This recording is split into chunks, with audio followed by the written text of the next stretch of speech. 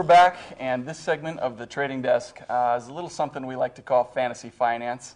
Each show we're going to make picks, keep track of winners and losers. Not necessarily going to be stocks or bonds, could be a sporting event, could be an election, whatever's on our minds at the time. I should tell you, these aren't recommendations.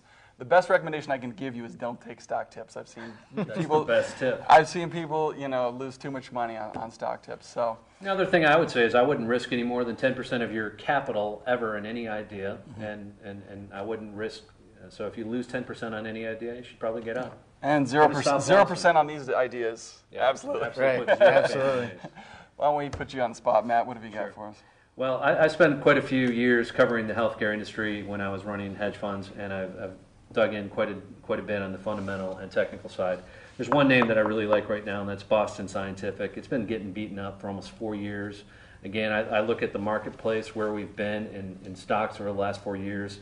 If you took a look at the stock market and you've taken a look at Boston Scientific, they're totally inverted. You've got the stock market going up, Boston Scientific, BSX, is going down. Two things I like about the company. One is they're totally entrenched in the cardiovascular stenting business. They're the leader. These guys and J&J own the market share 50-50 pretty much.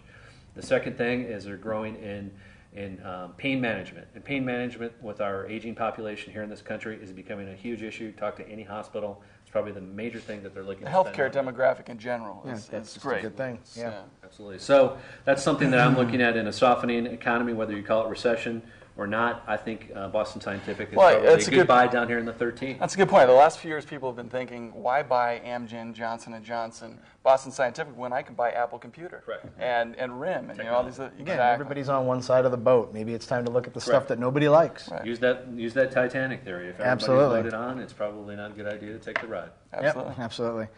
I'm going to stick with the area that I do day in and day out, and that's currencies. I'm going to say I want to be long the Canadian dollar. Primary reason, a lot of people say, it's a commodity play. Absolutely, Gordy. The Canadian dollar, I think, is going to continue to appreciate versus the U.S. dollar in the months to come. Not because it's a commodity play, but currencies look at two things. They either look at the rate of interest that it pays, or they look at the overall economic well-being in terms of budget deficits and or surpluses.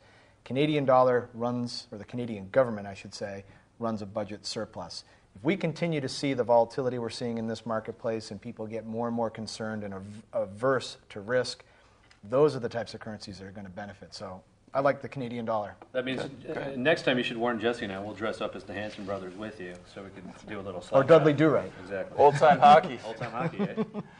Well, my pick is kind of a cop-out. I am a buyer in size of the Trading Desk. Loaded up. I think we got a bright future. And just back the truck up by Trading Desk. But that's about all the time we have for the show today.